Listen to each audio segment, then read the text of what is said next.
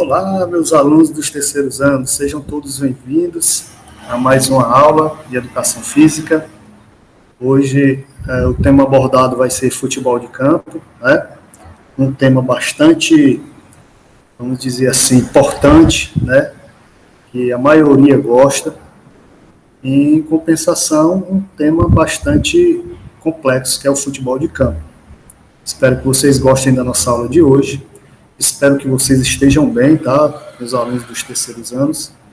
E que todos estejam em paz, né? E com saúde. Se Deus quiser, as coisas vão melhorar. Em nome de Jesus, né? Então, vamos lá dar início ao conteúdo futebol de campo. Primeiramente, gente, eu fiz uma introdução aqui para que vocês possam entender um pouco do futebol, tá? Nesse trabalho vamos abordar o tema futebol, logicamente, o desporto com mais fãs em todo o mundo e através do qual se vivem emoções fortes. E no nosso dia a dia, é cada vez mais frequente o contato com o desporto e com o futebol propriamente dito. Todo mundo vibra com o futebol, apoiando o seu clube favorito ou até mesmo o seu país, né? No caso da sua seleção. Nós vamos dar início também agora com as regras do futebol, que são muitas, que ao mesmo tempo também são importantíssimas. Não se pode participar do futebol, né, de um jogo de futebol, sem conhecer as regras. Tá? É importante, antes de praticar o futebol, conhecer as regras. Tudo na nossa vida tem regra, então não é o futebol que não vai deixar de ter. Né? Então vamos lá. Começando pela parte mais importante da nossa prática do futebol, as regras. Sem este, é impossível fazer com que as coisas funcionem dentro do que é considerado normal. Primeira regrinha, né, o campo de jogo. Um campo para a prática do futebol deve ter as seguintes dimensões: comprimentos entre 90 a 120 metros, largura entre 64 a 75 metros. Tá? O campo de futebol é constituído por linhas laterais e as linhas finais, que são aquelas linhas de fundo próximo ao gol. As linhas laterais têm a maior dimensão do que as finais. Logicamente, as linhas laterais é onde fica o comprimento. Tá? A regra 2 fala sobre a bola do jogo. A bola é esférica, de couro ou de outro material de gênero e adequado. A circunferência da bola deve ter medidas entre 68 e 70 centímetros. O peso deve estar entre os 410 a 450 gramas. Próxima regrinha, o equipamento dos jogadores, que é importantíssimo, né? O equipamento dos jogadores deve ser constituído por camisas, né, no caso aqui, camisolas de manga curta ou comprida, calções, meiões compridos, caneleiras e chuteiras. O equipamento do guarda-redes, né, que era antigamente chamado, que é o goleiro, é diferente, além do material, né, do equipamento acima mencionado. Estes têm de usar luva. A cor dos equipamentos do goleiro é diferente dos outros membros da equipe, para ser mais fácil diferenciar personagem ali, todo mundo com a mesma camisa. Quem vai saber quem é o goleiro, né? Complicado. Aqui coloquei alguns materiais aqui, materiais bastante modernos, né, no dia a dia de hoje, né, na atualidade, chuteiras aqui excelentes, né, caneleiras, tá? A nossa regrinha de número 5 fala sobre os árbitros. Num jogo de futebol tem que haver sempre uma equipe de arbitragem. Esta equipe é constituída por um árbitro principal que está dentro de campo, 2 assistentes, tá, que são os famosos bandeirinhas, e o quarto árbitro, né, designado para o próprio número, ou bandeirinha. O árbitro tem o dever de aplicar de forma equivalente para ambas as equipes as regras dentro de campo. O árbitro é quem tem autoridade total. O árbitro contará com os seus assistentes para controlar o jogo e intervir sempre que houver algo que infringir as regras e ponderar a sua decisão, né? Por isso que o árbitro, quando ele está no jogo, ele tem que ter os assistentes, né? Tanto fora, né, ali fora de campo, os dois que são conhecidos como bandeirinha, e o quarto árbitro, aquele que fica ali fora para organizar as substituições, tá, gente? Essa regrinha aqui é a duração da partida, né? Uma partida deve ter a duração de, no mínimo, 90 minutos, em que é 45 minutos para cada parte, e o intervalo deve até 15 minutos no máximo. Isso eu estou falando aqui as regras do tempo normal, né? Não é com acréscimo nem nada. Os descontos só serão contabilizados se houver cobrança de faltas ou de pênaltis, substituições, intervenção médica ou qualquer outro imprevisto que interrompa o regular tempo do jogo. Então, já se sabe, o regular tempo do jogo é 90 minutos, tá? A bola dentro ou fora de jogo. A bola estará dentro do jogo quando bater na trave ou nas bandeiras dos cantos, bater no árbitro. A bola estará fora de jogo quando tiver ultrapassado completamente uma das linhas que delimitam o campo, seja por terra ou pelo ar. O jogo tiver sido interrompido pelo árbitro. E próxima, o gol. O gol só ocorre quando a bola passa totalmente as linhas entre os postes, né? A linha é aquela linha aqui, ó, que fica dentro da trave, tá? Num jogo, a equipe que marcar mais gols até o final é considerada vencedora. Caso haja o mesmo número de gols, é considerado empate. Isso aí é bem lógico, acho que todos vocês têm definição sobre isso.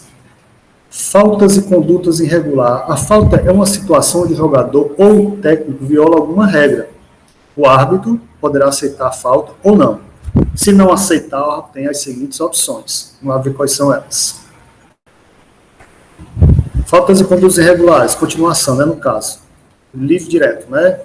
Quando o jogador desfere um carrinho, um golpe rasteiro em que qualquer agressor dele desliza pelo campo com a intenção de chutar a bola ou a perna do apoio do jogador que está com a posse bola, ou aplicar um empurrão, um soco, um pontapé ou qualquer outro tipo de agressão, se o árbitro achar que o jogador teve a intenção, deve, né, e a intenção de aleijar o adversário, até é forte essa palavra aleijar, mas se o cara tiver a intenção de machucar mesmo o adversário, então ele é punido, né?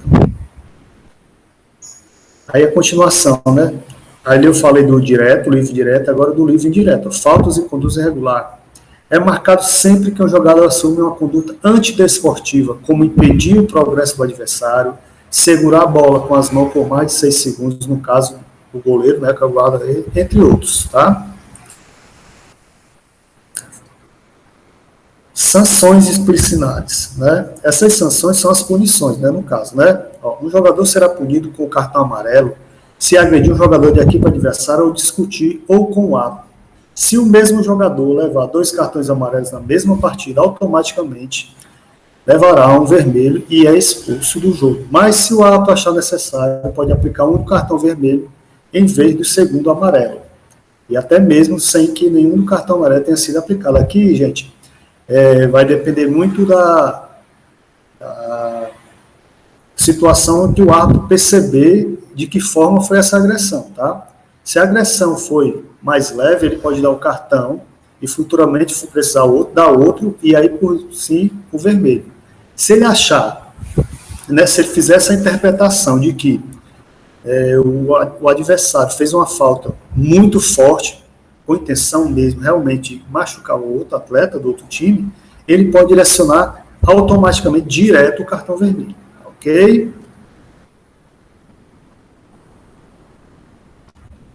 Só um instantinho, tá?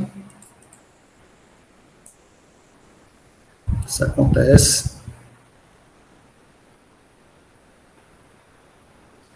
Aí nós vamos agora, só um instantinho, tá?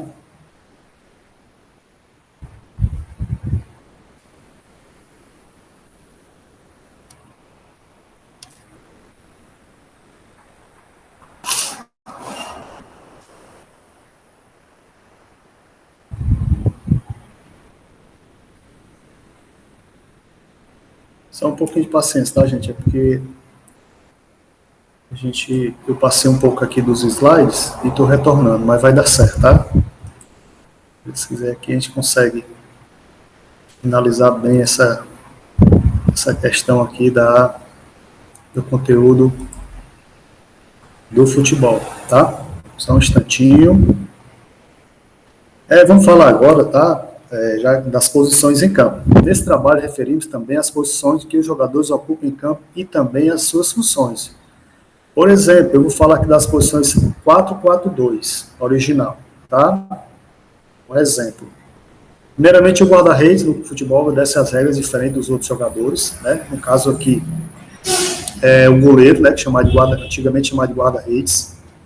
O seu objetivo é impedir que a bola entre a baliza da sua equipe. Para isso, pode usar qualquer parte do corpo, inclusive as mãos, é lógico, né?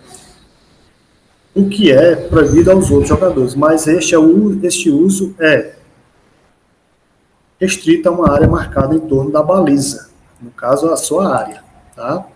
A defesa central. A principal função da central é marcar os atacantes, evitando que estes criem possibilidades de gol normalmente. Os centrais possuem alta estatura, né, que é o zagueiro mais conhecido, que permite a disputa de bolas aéreas com golpes de cabeça. Nem sempre o central possui grande técnica com a bola. Tá? Este fato em si também no grande número de faltas que cometem, né, que o cara vai defender e não vai querer deixar passar, né? Outra característica é a forte marcação necessária para bloquear os adversários, que atuam em dupla. Normalmente, treinadores escolhem um central para o combate e outro para a sobra. O primeiro deve-se carregar o início da tentativa de marcação, indo ao encontro do adversário, enquanto o outro espera para, na sequência, com o retorno da bola. Gente, é assim, geralmente são dois zagueiros, né? No esquema 4-4-2, né? Geralmente é assim, são um lateral direito, um zagueiro central que fica pela direita, um quarto zagueiro que fica pela esquerda e o lateral esquerdo, né? Esses são os defensores, tá? Aí aqui a gente vai falar também dos laterais, ó, que faz parte da defesa, né? São jogadores que atuam nas faixas laterais de campo, fazendo a ligação entre a defesa e o meio campo. Esses jogadores devem ter resistência e velocidade, né? Uma das valências físicas que eles têm que ter, né? Para aguentar. Uma vez que tem a missão de apoiar o ataque através das faixas laterais por todo o campo, além de realizarem cruzamentos ou impedirem que os atacantes adversários penetrem na sua defesa. Né? É só lembrando que os laterais tem o lateral direito e o esquerdo. Aqui vocês vão perceber que fui falando do goleiro, né, as posições do 4-4-2 no esquema, né, os zagueiros, o zagueiro, né, pela direita ou pela esquerda, e os laterais, um pela direita ou pela esquerda. E agora vem o médio defensivo, né? O trinco tem a missão de fazer a ligação entre a defesa e o ataque. É inserido, ora no grupo defensivo, ora no grupo de meio campo, já que faz a ponte entre ambos, participando ativamente em ambos os papéis. Funciona como a responsável pela marcação do adversário, anulando jogadores ofensivos contra a sua equipe como distribuidor de jogo contra-ataque. Deve ser um jogador com boa capacidade de marcação, mas com uma qualidades ofensivas para partir para o contra-ataque. Esse cara aqui, que é conhecido como médio defensivo, é o famoso volante, que fica na frente da zaga. Tá? Aí tem o médio lateral, né? O médio lateral liga pelos lados, as defesas laterais com o trinco, permitindo a progressão lateral do jogo rumo ao ataque. Assim, os médios laterais percorrem frequentemente a cerca de 2/3 do campo e constituem uma peça fundamental do jogo ofensivo. Os médios laterais costumam ser rápidos, ter uma forte arrancada e também um bom drible, além de realizar cruzamentos e arremates. Tá? O médio ofensivo, numa posição intermediária entre o meio campo e o ataque. Tá? Para que vocês possam entender, é só aqui essa questão da leitura. Numa posição intermediária entre o meio campo e o ataque, encontra-se o médio ofensivo. Né? Quando se fala em defensivo, é defender, ofensivo é em atacar. Tá? Ao contrário dos médios centrais, cuja função principal é a criação, o médio ofensivo divide-se entre a criação e ataque com mais eficiência, uma vez que atuam mais próximo aos atacantes. Também costumam receber a camisa 10. Quando se fala, né, que eu falei antes aí, dos médios defensivos, né, são os volantes, e os médios ofensivos são os meias. Existe um meia direita, que é pelo lado direito, e o meia esquerda, que vem pelo lado esquerdo, tá? Geralmente é assim. Aí aqui nós vamos falar o quê? Do ponta de lança. São atacantes, hoje em dia chamados, né?